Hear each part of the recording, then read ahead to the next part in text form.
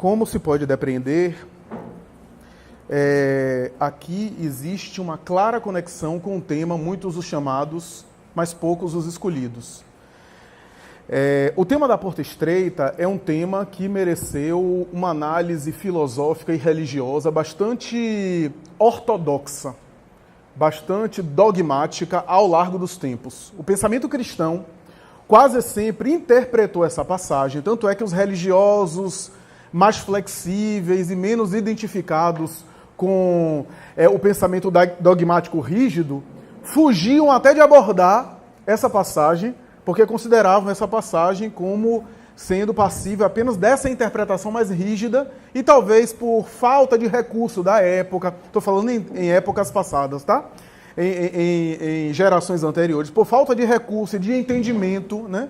Até porque lhes faltava, na maioria das vezes, ao longo dos tempos, o entendimento da cultura hebraica. Estamos falando aqui do cristianismo romano, do cristianismo que já pegou a tradição bíblica do latim, e que interpretava as passagens a partir dos textos em latim. Mesmo Lutero, com toda a inteligência dele, traduziu do latim para o alemão. E é óbvio que hoje a gente percebe que o conhecimento da cultura hebraica e dos idiomas semíticos, dos idiomas da época de Jesus, ajuda muito a entender algumas passagens, mas talvez por falta de recurso, aqueles religiosos menos afeitos à rigidez dogmática, à ortodoxia da fé, à intolerância do pensamento religioso, procurava de alguma forma se afastar dessa passagem por não conseguir uma interpretação mais amena, mais flexível e que não caísse naquela visão mais ferrenha de negação do mundo e de busca pelo espiritual, a ideia de que o mundo é largo e o espiritual é estreito, é necessário passar por algo estreito, como se o processo evolutivo e o processo de ascensão espiritual fosse apenas um processo penoso, caracterizado por muito sofrimento. E então a gente tem essa dificuldade ao longo das eras. A verdade é que Jesus, na sua inteligência, ele, quando utilizava uma metáfora com um elemento que era conhecido para a população da época, ele dava uma mensagem para a época, como a gente já comentou aqui, uma mensagem que utilizava os símbolos da época, por isso as pessoas entendiam, dando a lição moral para a época e, ao mesmo tempo, preservando o ensinamento imortal, atemporal para todos os tempos. A gente já falou isso. Mas ele era tão inteligente, tão sábio, que também, dentro do ensinamento moral, a gente tem camadas mais superficiais e mais profundas desse ensinamento moral, que serve e atende às necessidades de cada época, porque estamos falando de um espírito que já passou pelo processo evolutivo, já passou pelos processos que nós passamos, então tem a compreensão desse desenvolvimento espiritual, então dá uma mensagem que serve para várias fases. Aquela mesma mensagem, a depender do nível de maturidade, não é isso que acontece com a gente quando a gente lê, por exemplo, o Livro dos Espíritos, A gente lê o Livro dos Espíritos há alguns anos, tem um entendimento. Aí, anos depois, aquele entendimento é acrescido da bagagem, da experiência, da maturidade que a gente tem agora. Quantas pessoas relatam isso no movimento espírita? Por quê? Porque o Livro dos Espíritos fala de leis eternas, de leis atemporais, de conteúdos que são sempre necessários em qualquer época. Não fala de algo que é passível de um contexto específico e que ao longo do tempo se torna superado. A proposta do Livro dos Espíritos e das grandes revelações espirituais é passar a humanidade a algo que é para todos os tempos, porque estão nas leis da natureza, como diz Kardec. Então é essa mais ou menos a ideia. A mensagem de Jesus é uma mensagem que convida o tempo todo à interiorização. Eu não vou fazer uma digressão muito grande, porque a gente não tem tanto tempo. Nós fizemos uma palestra recente sobre o tema da porta estreita, a gente explicou um pouco mais, mas a gente já comentou aqui que em várias passagens Jesus, tanto nas parábolas quanto no discurso dele, ele falava do reino dos céus, tema central do ensinamento dele, quase todas as parábolas ele diz, o reino dos céus é semelhante, e conta uma parábola, falando de algo que sempre sugere uma interiorização. A gente já contou aqui as parábolas, por exemplo, do capítulo 13 de Mateus, todas elas que falam de algo que é interno, a pérola que foi achada dentro da ostra, o pão, que é a mulher que pega o pão, e que pega o fermento e faz o pão, né? Que é de dentro para fora, né? O tesouro que é encontrado no campo, e ao ser encontrado o homem vende tudo que tem e fica só com aquele tesouro, né? O tesouro também é encontrado dentro do campo, né? Ou o reino do céu é semelhante a uma rede que é jogada no mar, jogada dentro, e se retira os peixes. A gente vê que várias... No capítulo 13 de Mateus, que são 7 parábolas, todas elas falam de um processo de interiorização, um processo de mergulho, né, em todas as parábolas. A parábola do semeador, que está lá também no capítulo, né? O semeador ia semear e jogou a semente. Se joga a semente no solo, que fecunda internamente no solo. Então, parece que o que há em comum nessas parábolas, tanto quanto em outros ensinamentos do mestre, é algo que tem a ver com interiorização. Interiorização. Ele utilizava, portanto, metáforas, elementos simbólicos para falar de um processo que é intra, né? Como se falasse de algo que se acessa. Então é mais ou menos essa ideia que nós temos em todas as parábolas do mestre, né? Então a gente tem do grão de mostarda, a menor semente que existe, que cai, se torna na maior árvore, também, né? Fecunda no solo e de dentro para fora cresce. E assim por diante. Eu não vou ficar citando aqui tudo, porque senão a gente seria fastidioso, a gente comprometeria o tempo para falar sobre a passagem do tema de hoje. Mas é mais ou menos essa ideia, né? Por isso que as parábolas, como diz Joana de Ângeli, Joana fala bonito, né? As parábolas, no dizer dela, sugerem um processo intrapsíquico, ou seja, um movimento intrapsíquico, um movimento interno, né? E é interessante porque, assim, quando a gente pega o evangelho de Mateus, que está lá, reino dos céus, o evangelho de Lucas, reino de Deus, a gente já falou aqui, né? Mateus é hebreu, não fala Deus em vão. Lucas não tem compromisso com a cultura hebraica, é grego, então ele fala reino de Deus. E parece que essas duas expressões se combinam e se complementam, né? Porque o reino é divino, daí de Deus, portanto é algo espiritual, mas também é dos céus, transcende, né? E aí, mais tarde, em uma passagem de Lucas, porque é de Deus, ele vai falar de algo que é interior. Pastorino, em uma das suas obras, vai dizer: o reino de Deus, o reino dos céus, é tanto imanente quanto transcendente. Tanto está fora, ou seja, uma realidade que se busca e para onde se vai, quanto está também na intimidade do indivíduo e que o indivíduo também deve buscar. Essa busca interna e externa. Veja que coisa interessante, né? Numa aparente contradição. E é interessante porque Jesus em alguns momentos fala: meu reino não é desse mundo, o reino dos céus não é desse mundo, não encontrareis aqui, no mundo só tereis aflições, dando a entender que a busca dele estava para além da experiência material. Mas ao mesmo tempo, em outras passagens, ele diz: o reino dos céus não vem com aparências exteriores e está dentro de vós. Então dando a entender que é tanto interno quanto transcendente. Ou seja, é uma realidade que aparentemente está em contradição. Aí a gente pega 18 séculos depois um texto de Kardec, quando Kardec examina a natureza espiritual no ser humano, e ele vai dizer que à medida que o ser humano desenvolve essa natureza espiritual que há nele, já que há duas naturezas no ser humano, a natureza animal e a natureza espiritual, e à medida que o indivíduo exercita a sua natureza espiritual, vai enfraquecendo a sua natureza animal, mas o que eu quero destacar aqui é quando Kardec fala o seguinte: ele vai, de alguma forma, sintonizando com a sua essência espiritual, ou seja, o ser espiritual que ele é, em detrimento da carne onde ele está, mas ao mesmo tempo ele sintoniza com o mundo espiritual, que é o mundo de origem, o mundo causal, para onde ele vai, e ele vive antecipadamente a vida do espírito. Olha que coisa interessante, transcendente e imanente. Desenvolver a sua natureza espiritual, ou seja, priorizar os valores do espírito em detrimento dos valores materiais. Kardec não diz que é para a gente desprezar os valores materiais. Mas se você observar, façamos uma reflexão.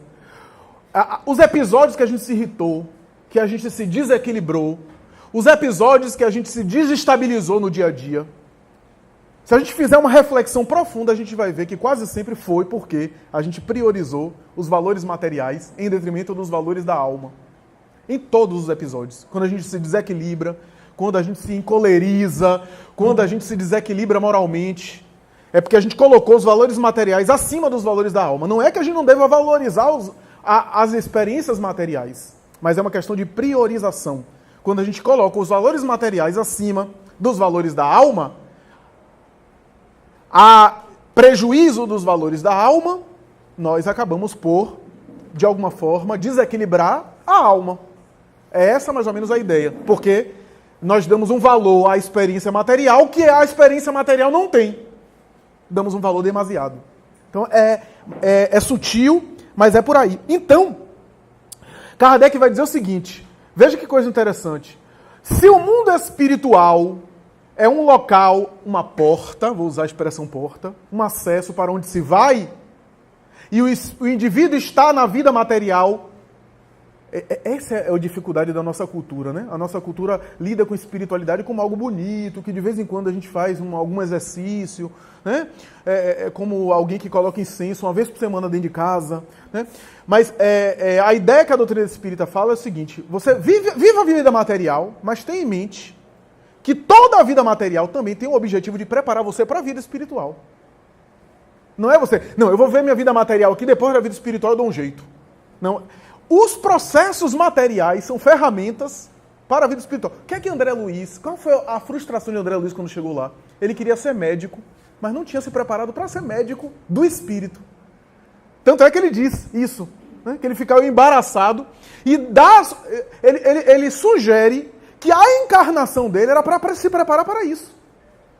Ele se preparar na vida material para exercer a medicina no além-túmulo também. Não apenas, né, no além-túmulo, na vida material também, mas para além da vida física. Olha que coisa interessante. Então, é esse símbolo. E aí Kardec vai dizer que o mundo espiritual também se relaciona com o mundo material. Ou seja, está em constante interação. O que isso quer dizer? Que eu estou vivendo um mundo espiritual. Eu aqui estou vivendo também a vida espiritual de uma maneira mais limitada, porque são duas faces de uma vida só. A face da matéria densa e a face da matéria mais sutil. Ou a face da carne e a face da matéria incorpórea, sem carne.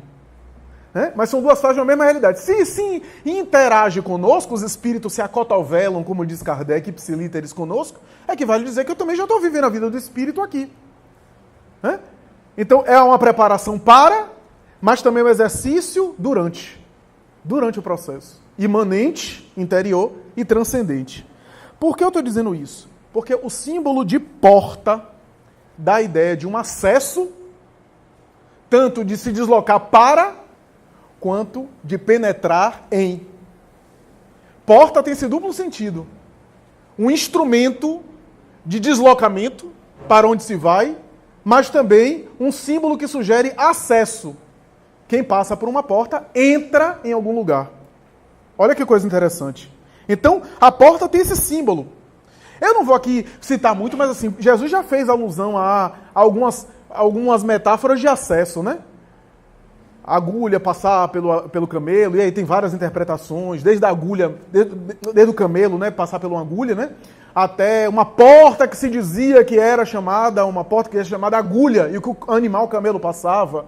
Né? Há várias interpretações sobre isso, até o material que é feito do pelo de camelo que servia para as cordas dos navios e que podia passar pela agulha, só que com muita dificuldade, o símbolo do acesso. Né? O símbolo do acesso. O que é interessante a gente pensar é o seguinte, a porta é instrumento. O mais importante não é a porta, é para onde se vai. O que é que a porta vai dar? Para onde a porta vai me dar? Só que Francisco de Assis levou isso ao pé da letra, né? Porque era a missão dele. Emmanuel explica por que a tarefa de Francisco, por que ele levou tudo ao pé da letra. Era uma forma de chocar e sensibilizar o poder da igreja. Estávamos diante de um momento, talvez o mais amargo da igreja romana da Idade Média, e era uma forma de escandalizar, de chamar atenção para a sua extrema pobreza e humildade, né? A Emmanuel fala isso em A Caminho da Luz.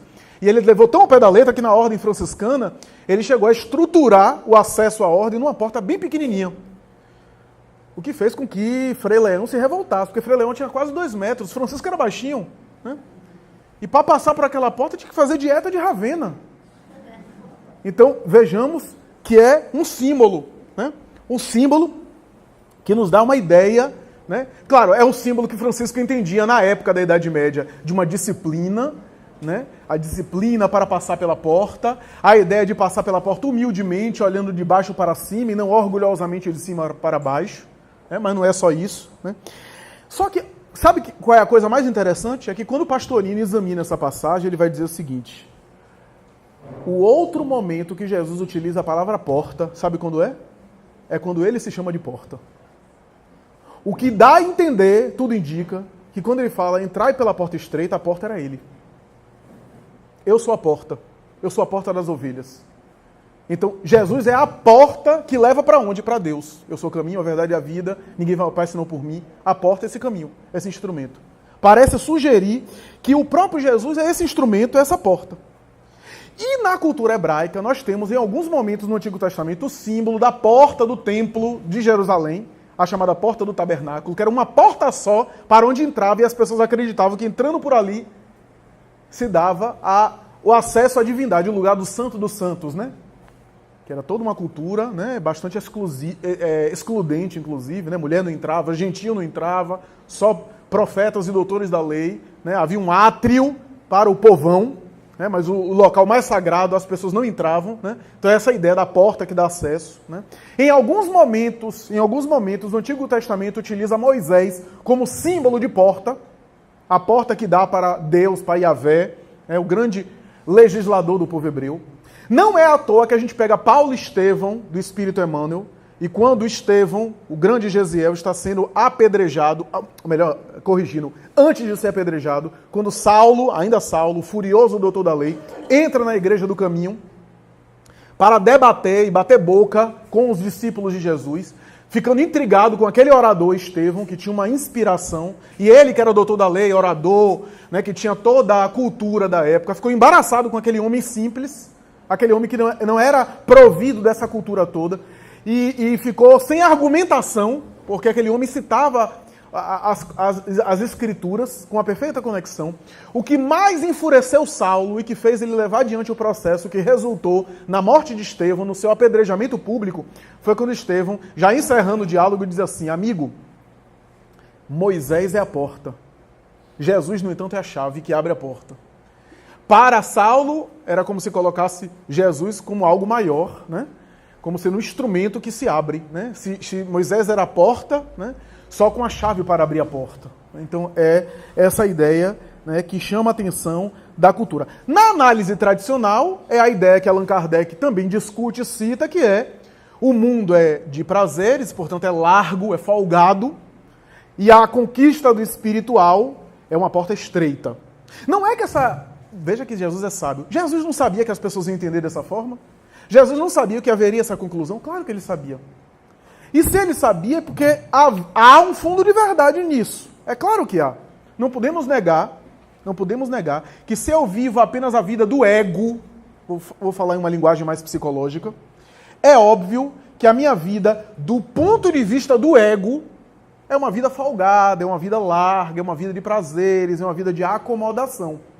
Então, Jesus sabia que ali estava o ensinamento. Mas como a mensagem dele é tão profunda, é óbvio que essa abordagem foi utilizada de uma maneira mais castradora, né? Reprimindo a vida humana, porque a vida humana é feita de perdição, e utilizando essa passagem como justificativa para a pessoa se enclausurar nos mosteiros, negar a experiência humana, viver uma experiência alienada da experiência humana, uma experiência espiritual, no sentido fanático da palavra, né, no sentido intolerante da palavra. Então, é claro que Jesus sabia que a sua palavra, em alguns momentos, ia ser utilizada assim. Mas é porque havia também um certo conteúdo de verdade nesse aspecto aí.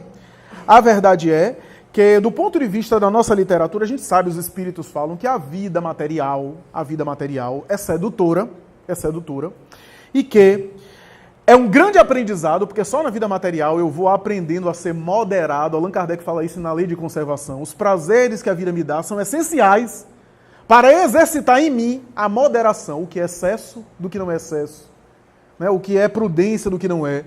Para isso eu preciso estar em contato com essa experiência, para eu desenvolver a minha inteligência, saber até onde eu vou, saber onde eu me contenho, e para eu também desenvolver o emocional diante dessas situações, a fim de superar os vícios, né? Então, vejamos que os prazeres materiais, disseram os espíritos na Lei de Conservação, são incentivos ao progresso. Olha como é uma visão diferente, a visão espírita da visão ortodoxa religiosa. Os prazeres são a porta da perdição. Vai deturpar o ser. Não, são um instrumento de progresso. Pode levar a pessoa à perdição, pode. Mas são as ferramentas que vão me fazer crescer. Né? Em contato. Porque eu só supero uma demanda se eu estou em contato com ela. Se eu fujo dela, eu posso até fugir por mecanismo de proteção, mas não quer dizer que eu já superei aquela questão. Então, interessante isso. E os espíritos costumam dizer, né? Joana de Ângeles tem uma mensagem que ela vai dizer o seguinte: quase sempre, eu já falei isso aqui, né? A queda do ponto de vista espiritual do ser é feita de maneira larga, em sorrisos, e quase sempre a vitória espiritual é feita chorando. Como dizia Chico Xavier, né? A gente evolui sempre desidratando, chorando ou suando, mas sempre desidratando. Então, quer dizer, porque como exige um esforço a evolução, exige de nós, né, um certo movimento. Então, é interessante a gente pensar nisso, né? Numa análise psicológica, a gente não pode negar que numa análise psicológica a gente tem aí a ideia de que quem entra numa porta faz uma escolha. Está entendendo a conexão? Muitos os chamados e poucos os escolhidos. Tem a ver com chamado e escolha. Quem faz a opção por entrar numa porta, renuncia a outras portas. Toda pessoa que toma uma decisão tem que renunciar a várias outras. Isso não é estreito? É. Isso é estreito. Quem faz uma escolha por algo se priva de outras coisas, se priva de uma largura imensa. Sartre dizia que essa era a causa da angústia humana. Sartre defendia a ideia que liberdade é que dá angústia. Quando você não tem liberdade, você não fica angustiado. Mas quem tem liberdade para escolher muita coisa é que se angustia porque tem que escolher uma coisa e renunciar a outras.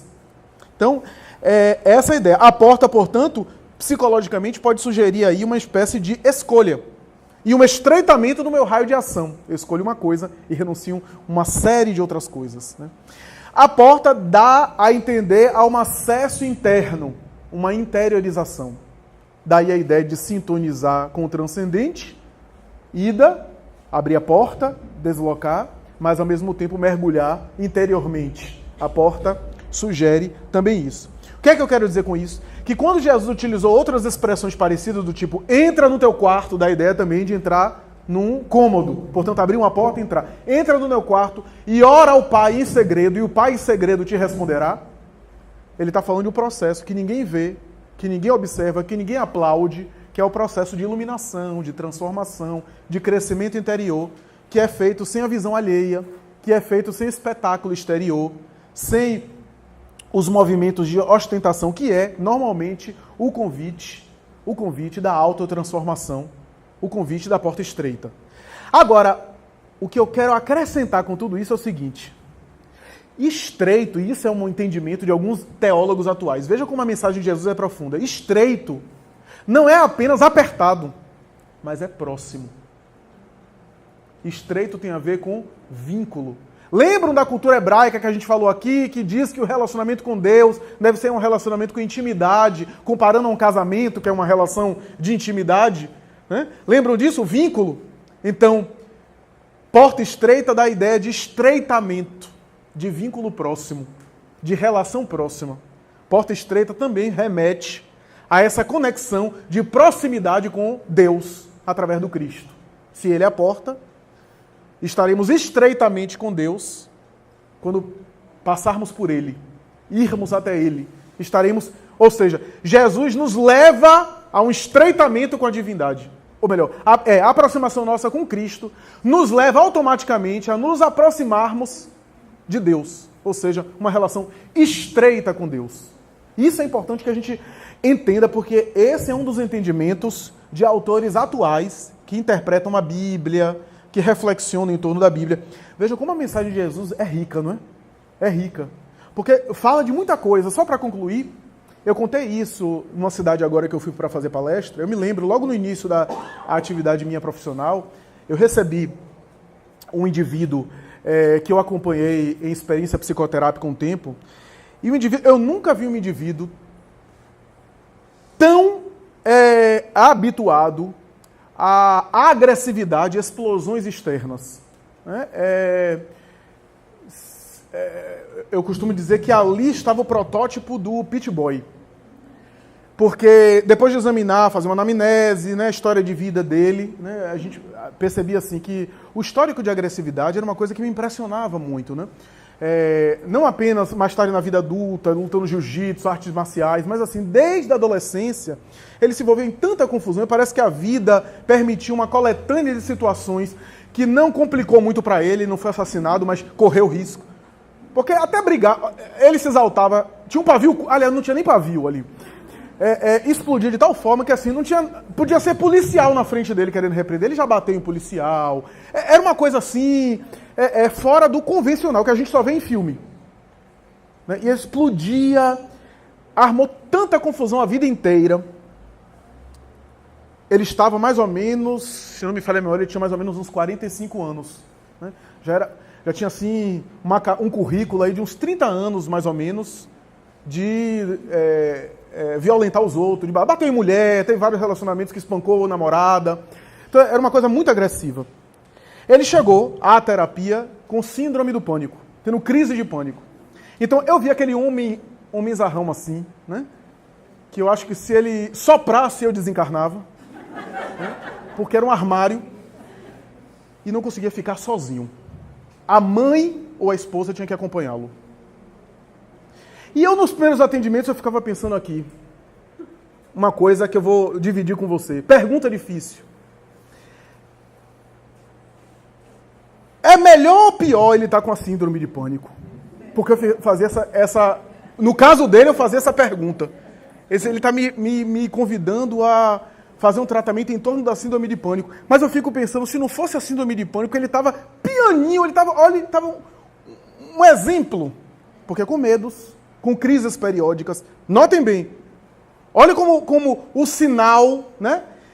O sinal, porque assim, da mesma forma que a gente tem um médico aqui, deve ter outros profissionais de saúde, da mesma forma que o corpo sinaliza com dor, alguma coisa que não vai bem, se a gente não tivesse dor física, a gente morreria em 24 horas.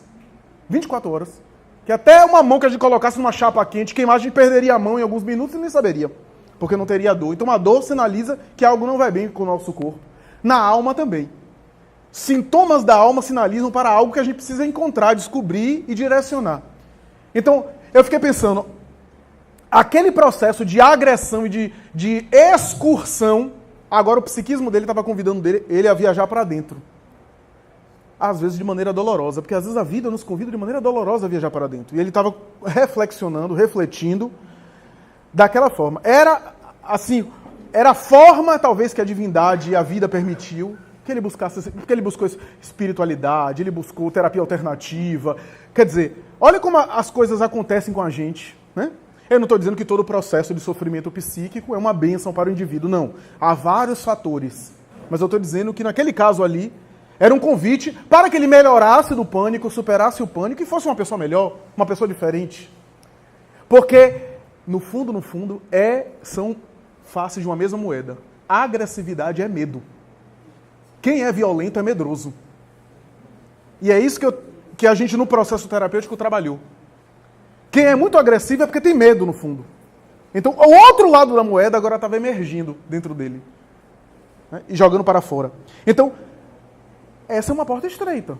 Porque é doloroso. É uma porta estreita. Que nos convida a esse processo, né, de olhar interiormente, de se examinar, de perguntar o que é que está acontecendo comigo, o que é que a vida quer me sinalizar, todos os processos físicos ou psíquicos. Começa de alguma forma na alma, né? Começa na alma não quer dizer que não hajam os processos do corpo, não. Mas a gênese é o ser espiritual que nós somos. Então, é interessante a gente pensar nisso. Né?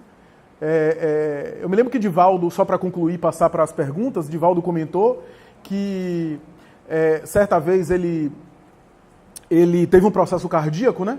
E ele achou que aquele processo era um karma do passado, era uma expiação de algum débito de vidas anteriores, né? E Joana de Ângeles apareceu e disse, não, meu filho, examine, reflita, né? E depois dele muito refletir, Joana disse assim, reflita sobre o que aconteceu no mês de abril de 1961, quando ocorreu uma situação e você ficou muito magoado. Você se lembra? E Divaldo disse, claro que eu me lembro. Eu emagreci 15 quilos. Fiquei pele e osso, mais osso do que pele. Fiquei angustiado com aquela situação. mas eu perdoei todo mundo. Quer dizer, mais ou menos. Ele disse, minha irmã, eu perdoei. Eu fui na casa das pessoas que me caluniaram, pedi licença para entrar, alguns ficaram surpresos com a minha presença, porque nem imaginavam. E eu fui em cada uma das pessoas pedir perdão. Olha que coisa. Me perdoe por eu ter dado algum motivo para você pensar de mim e me caluniar publicamente. Mas enfim, cristianismo tem dessas coisas, né? Então eu fui na casa de todos, conversei. Ele disse, pois é, mas você lembra que toda vez que alguém abordava o assunto, você se sentia mal, tinha colapso periférico, tinha arritmia cardíaca. Então, você se esforçou, mas no fundo, você tinha ressentimentos.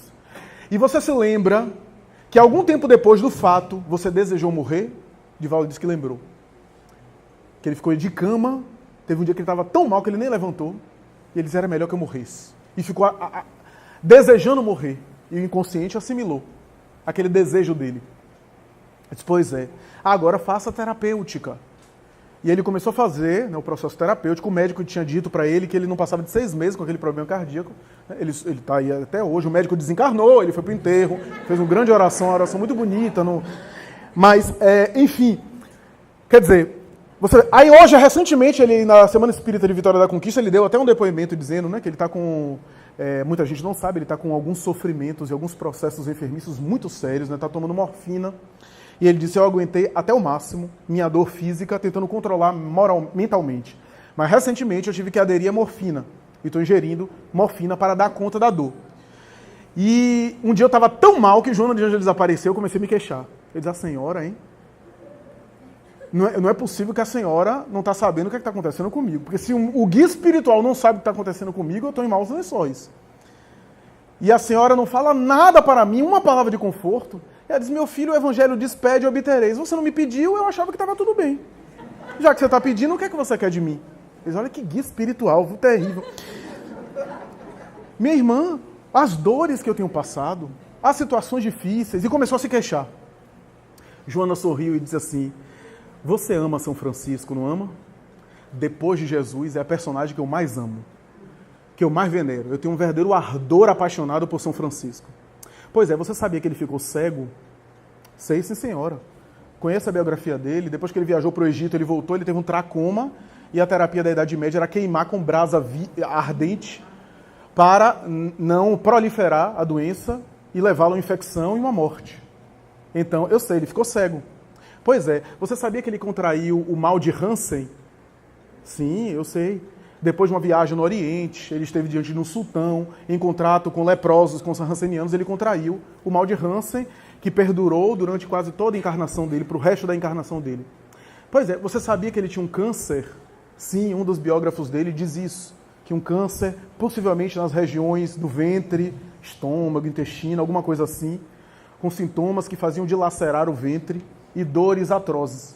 Pois é, você sabia que ele tinha alguns problemas de circulação, alguns problemas ósseos, e começou a falar. Ele disse, minha irmã, peraí, o que é isso? Ele disse, pois é. E você sabia que ele era chamado Irmão Alegria? Que ele cantava o evangelho alegre, bem-humorado, entusiasmado? Pois é, eu quero que você continue falando, fazendo palestra e cantando o evangelho alegre. Porque o evangelho é de gente alegre. E aproveite esses momentos onde a máquina física tem deficiência para, de alguma forma, crescer emocionalmente, meu filho. Porque a vida material é feita desses insucessos também, desses percalços, desses acidentes. E, afinal, depois de 90 anos, é natural que a máquina apresente algumas limitações. Divaldo disse, eu nunca mais peço nada para um guia espiritual desse. Um negócio desse, quem já se viu, que mensagem de conforto. Mas é a porta estreita. Né? É a porta estreita. Bom, socializemos aí a palavra. Quem quiser acrescentar algo. Ela tá perguntando o seguinte, tem um texto de Kardec que ele diz o seguinte, a unicidade da existência está em contradição com a justiça divina. Por quê? Kardec fala isso em vários momentos na obra da Codificação, não apenas nesse texto. Né? Inclusive no capítulo Considerações sobre a pluralidade das existências carnais, como está lá no Livro dos Espíritos. Por quê? A ideia é o seguinte, a concepção que se tem nas doutrinas religiosas, principalmente cristãs, que não são reencarnacionistas do Ocidente, é que a alma é criada por Deus no momento do nascimento. né? No momento do nascimento, alguns da concepção, da fecundação, Deus cria uma alma para aquele corpo. Kardec vai dizer que isso está em contradição com a justiça divina.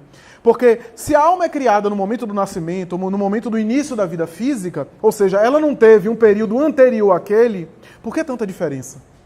Por que tantas diferenças? Porque uma criança já nasce doente e outra nasce saudável. Como estabelecer uma justiça perfeita diante de tanto desequilíbrio? E se só tem uma única existência para avaliar, como estabelecer uma justiça que seja igualitária, isonômica, justiça divina para todos? Então Kardec vai dizer, esse conceito está em contradição com a justiça plena. Mas se a gente considerar a pluralidade das existências, ou seja, reencarnação, aquela alma já viveu antes e traz a bagagem anterior. Aliás, todas as almas. E aquele nascimento no corpo físico é apenas mais uma etapa do processo longo de múltiplas existências corporais. É por isso que Kardec fala que está em contradição. Eu acho que não. Só para contextualizar quem não ouviu, ele está dizendo que entende o símbolo da porta muito mais como uma saída do mundo material e da vida mundana do que numa entrada. E ele está perguntando se está errado. Não, porque na verdade é uma referência, né? Um ponto de vista, né? Mas é o mesmo ponto de vista, porque na verdade quem sai de algo entra para outro lugar, né? E quem entra está saindo de outro lugar onde esteve. Então, na verdade, é uma outra referência que a gente pode tomar. O cuidado é aquilo que a gente colocou, claro que não é o que ele está pensando aqui, mas na tradição religiosa do passado, se encarava a saída do mundo material como uma fuga. Então eu tenho que fugir, né, da experiência mundana, porque ali está na perdição.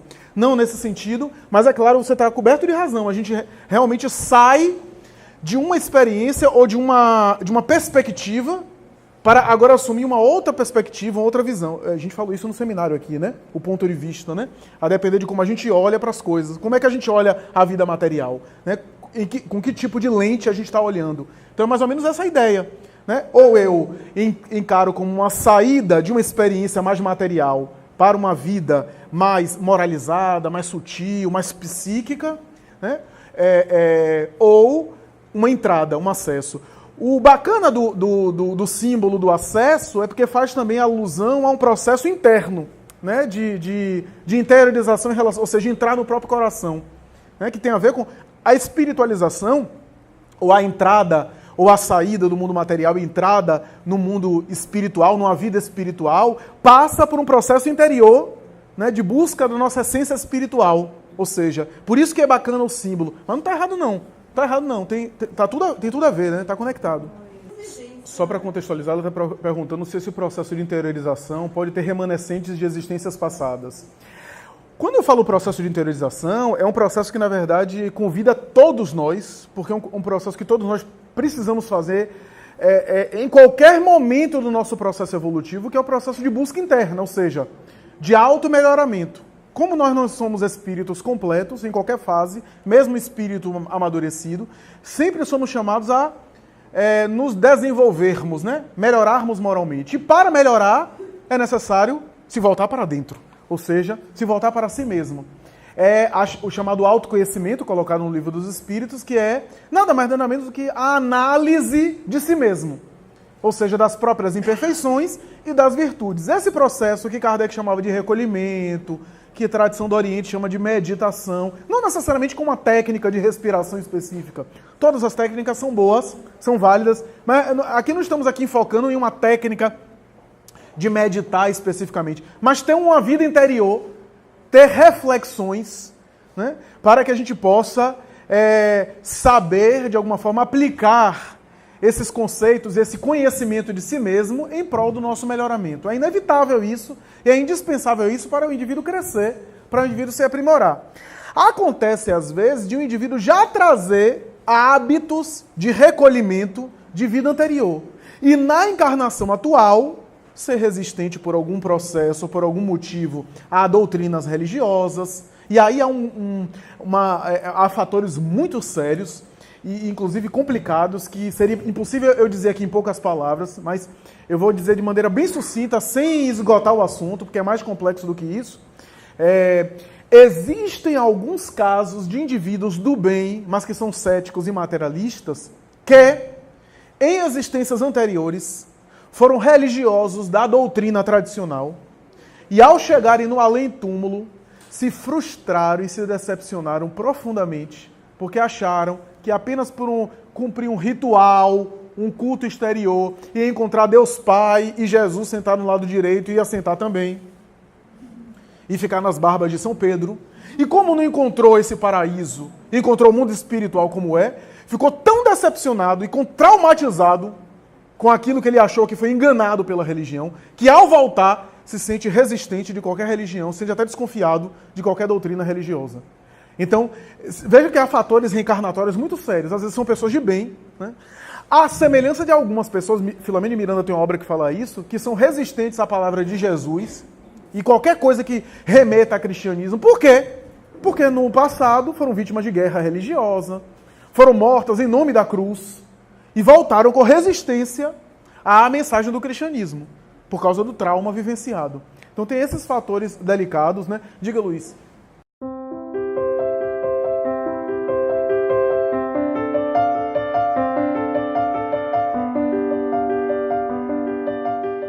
Exato. Porque, na verdade, o estreitamento, esse aparente sofrimento, o sacrifício, né, na verdade, é por conta do nosso ego, né, o ego que sofre. O ser espiritual, na verdade, se agiganta. Por isso que esses espíritos mais maduros têm posturas que, para nós, é como se eles tivessem... Pô, que negócio é esse? Né? A gente vê, por exemplo, os sacrifícios e renúncias de Chico, e ele fazia com todo prazer. Porque a mentalidade deles é outra. Eu citei aqui São Francisco, alegre e tudo. Por quê? Porque a mentalidade é outra. Né? Estão em um nível de maturidade que aquilo para eles não é um sacrifício. Algumas atitudes de renúncia para eles não constituem nem tanta dor, diferentemente do que seria para nós. Né? Então, por isso, é estreito em que sentido? No sentido egóico da palavra, né? No sentido de que o ego se incomoda, né? Como eu costumo dizer, né? A ideia daquela passagem de Jesus que alguns psicólogos ficam horrorizados, né? Se alguém quiser seguir a mim, negue a si mesmo, tome a sua cruz e me siga, né? Para encontrar o reino dos céus. Né? Ao pé da letra, parece ser uma espécie de convite a baixa autoestima, negar a si mesmo. Mas é porque a gente está lendo ao pé da letra. Né?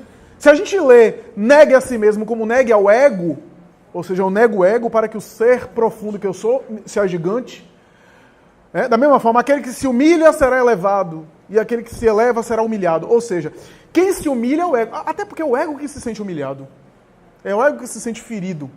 Né? Então, é nesse sentido, né? É nesse sentido mais profundo da palavra, que o negar a si mesmo não é no sentido de se depreciar, de perder a dignidade. Eu vou me humilhar e vou perder a minha dignidade. Não é isso. Né? É no sentido de estar acima desses preconceitos humanos e valorizar quinquilharias, né? E que a gente se incomoda tanto. Então, é estreito porque a gente se incomoda tanto.